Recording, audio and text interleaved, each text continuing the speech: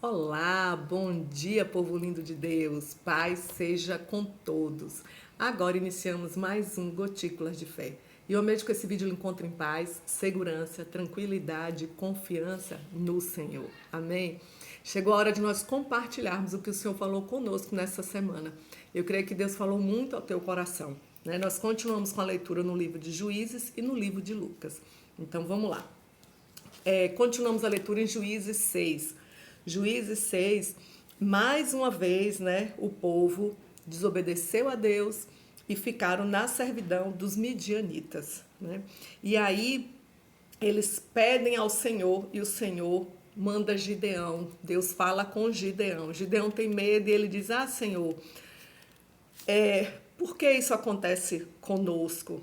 E o Senhor, né, o anjo do Senhor aparece e diz: "Vai, Gideão, vai nessa tua força, eu sou contigo, eu não te enviei eu." E ele diz: "Mas eu sou o menorzinho da casa da minha família é mais pobre." Ele se achava, talvez, muito pequeno, muito ínfimo para poder fazer alguma coisa, mas Deus usa quem Ele quer, irmãos. Ele não escolhe quem é rico, quem é bonito, quem é capacitado. Ele capacita os escolhidos dele. E aí ele mandou Gideão ir.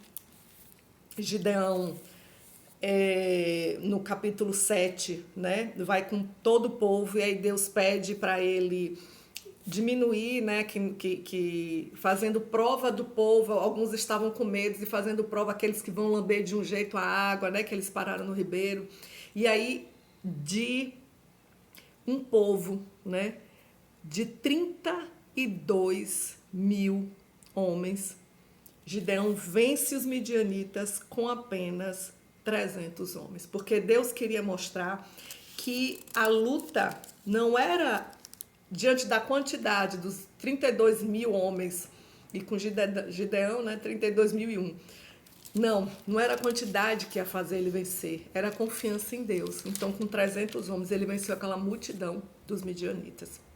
No capítulo 8, Gideão apazigua os efraimitas e mata os reis dos midianitas ainda, né? Falando de acordo com a guerra. Gideão recusa governar, porque aí o povo começa a idolatrar, porque Gideão venceu a guerra. E pede para Gideão vir dominar, ser juiz sobre eles. E Gideão se recusa, constrói um éfode, no caso, uma vestimenta modelada, alguma coisa assim. Só que isso virou laço para o povo de Israel, porque eles começaram a idolatrar aquilo que Gideão fez. E aí mostra, né, Gideão casou, teve muitos filhos e morreu. Nisso, quando ele morreu, Abimeleque mata os seus irmãos e se declara rei de Israel.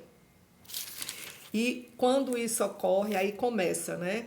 Ele vence alguns reis também, porque para tudo Deus tem um propósito, né? Ele vence Gaal e os siquemitas, porém depois ele morre também, né? Chega a vez dele de uma forma muito trágica, né? Você percebe lá no capítulo 9 que uma mulher lança um pedaço de uma pedra sobre a cabeça dele e quebra o crânio. Então, assim, a morte dele também foi terrível, de acordo com o que ele fez também quando ele matou seus irmãos. Irmãos, tudo que a gente planta, a gente colhe, né? Até as coisas ruins. No capítulo 10, Tola e Jair viram juízes dos israelitas, né? Quando eles morreram, os filhos de Israel começaram a fazer tudo de novo, a pecar tudo de novo. Você percebe nesse livro de Juízes muito isso. Eles colocam alguém como rei deles, como juiz dele, e depois que aquela pessoa morre, eles esquecem tudo que Deus fez e volta a fazer tudo aquilo de errado novamente, tudo que é mal perante os olhos do Senhor. E aí, mais uma vez, isso acontece e eles ficam sobre a servidão dos filisteus e dos amonitas. Aí, nisso, eles, mais uma vez, oram ao Senhor, se arrependem e Deus levanta Jefté. Mas isso não é tipo 1 ano, 2 anos. São muitos anos, irmãos. Teve servidões que duraram mais de 40 anos. Aí, Jefté, no capítulo 11, livra os midianitas, né, da mão do povo. Ele peleja contra os efraimitas, contra os gileaditas, e aí começa a mostrar, né,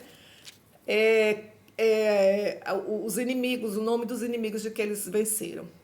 Nisso ele morre, e aí Ibizan, Elon e Abidom viram juízes dos israelitas. Mais uma vez, os israelitas pecam e ficam sob o jugo dos filisteus. E aí nasce Sansão no capítulo 13, começa a história de Sansão, né? Mostra o casamento de Sansão no capítulo 14, o enigma de Sansão, porque Dalila, ela queria queria descobrir, né, onde era a força de Sansão. Aliás, não só, todos eles, os inimigos do povo de Israel, os filisteus, eles queriam saber, né, qual era o segredo. E aí Sansão sempre dá enigmas. No capítulo 15, ele põe fogo às searas dos filisteus, né, com as raposas. Os homens de Judá amarram Sansão, só que ele consegue, né, se libertar. Sansão fera 1000 homens com a queixada de um jumento. E no 16, aí sim, Dalila descobre onde era a força de Sansão, que era nos cabelos. E Sansão é traído por Dalila. Ele é preso, cortam o cabelo dele, ele é preso, ele fica cego. Levam ele lá para um templo de Dagon, dos deuses deles lá.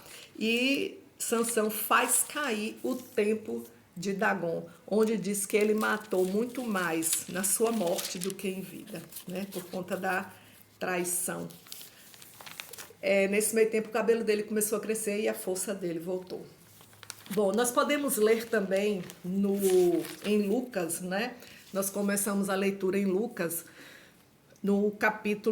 nós paramos no capítulo 3 e 4, onde fala a pregação de João Batista, ele preparando, né, o caminho para Jesus, ele falando para o povo, arrependa-se, raça de víboras, né? Mostrando que Jesus já estava ali, né, já estava chegando, fala do batismo de Jesus, mostra a genealogia de Jesus. No capítulo 4, fala da tentação de Jesus, e é interessante isso, irmãos, a gente ler. Quando o diabo, depois que Jesus jejuou 40 dias e 40 noites, o diabo, ele quer tentar Jesus. E as respostas de Deus, né, de Jesus, é maravilhosa. Quando o diabo tenta ele diz, escrito está que nem só de pão viverá o homem, mas de toda a palavra de Deus. É interessante a gente saber... A gente não vai gravar toda a Bíblia, né? Nós não somos enciclopédias. Mas, assim, gravar muitos versículos para, no momento exato, a gente saber exatamente o que falar. Como Jesus falou aqui. Claro que ele é o Senhor da palavra, né? Ele sabia todas as coisas. Quando Satanás pede, né, que ele se renda aos pés dele, que ele daria tudo aquilo ali, aí Jesus disse, vai-te daqui, Satanás, vai-te, Satanás, porque está escrito, adorarás o Senhor teu Deus e só a ele servirás. E mais uma vez Satanás tenta ele, dizendo, te joga daqui da pedra que teus anjos vão lhe pegar. E ele diz, não tentarás o Senhor teu Deus. Para toda a tentação de Jesus, do diabo a Jesus, Jesus tinha uma resposta exata. E por isso que eu digo, a gente tem que aprender as escrituras para quando o inimigo vier nos tentando, quando as tribulações vierem, quando nós estivermos angustiados, nós venhamos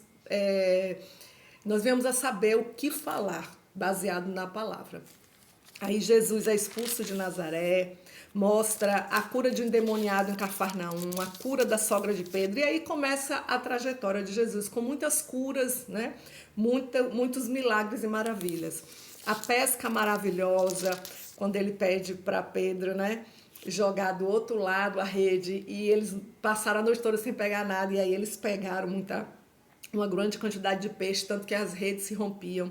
A cura de um leproso, a cura de um paralítico, mostra a vocação de Levi, ele fala acerca do jejum, mostra que Jesus é o Senhor do sábado, a cura de um homem que tinha uma das mãos mirrada, né?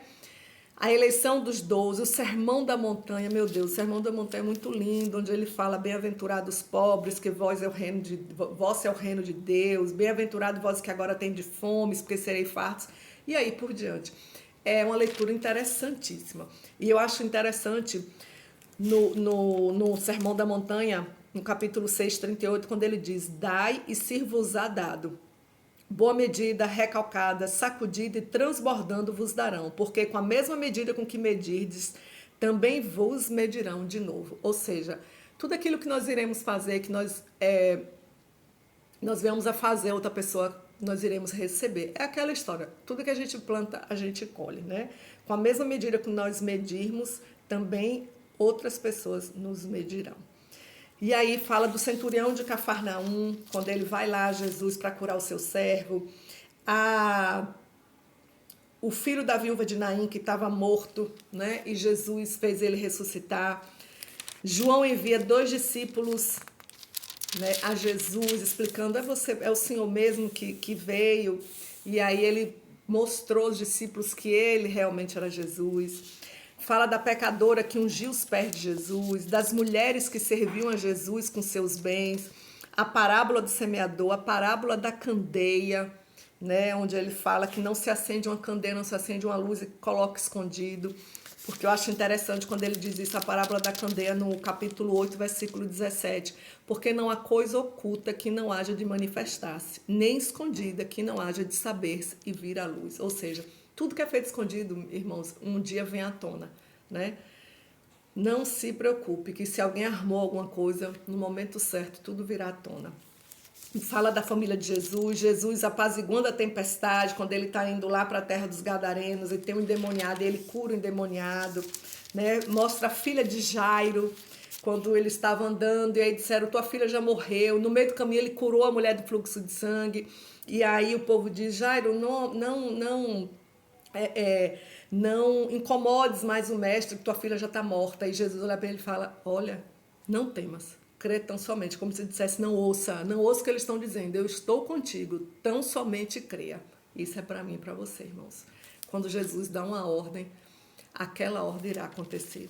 E aí fala, né, a primeira multiplicação dos pães e peixes, a confissão de Pedro, Jesus predizendo a sua própria morte, falando que cada um deve levar a sua cruz, a transfiguração de Jesus, várias curas, né, e Jesus sempre explicando, né, explicando a todos sobre quem é maior no reino dos céus, que ele diz que tem que ser como uma criança, a missão dos 70 discípulos, que ele mandou os 70 discípulos, ele fala da parábola do bom samaritano, e também nós acabamos no versículo 10, falando sobre Marta e Maria, quando ele diz que Marta estava o tempo todo ansiosa com algumas coisas, e Maria que escolheu a boa parte, que nós devemos escolher a boa parte, que é escolher a ouvir Jesus. Amém, irmãos? Então, assim, eu vou colocar na legenda tudo que nós iremos ler semana que vem. E eu creio que assim como essa semana foi uma semana abençoada, uma semana de muitos ensinamentos, onde Jesus falou aos nossos corações, semana que vem também não será diferente. Então, na legenda terá tudo que nós iremos ler a partir de amanhã, domingo, e eu creio que nós teremos uma semana abençoada em nome de Jesus. Amém.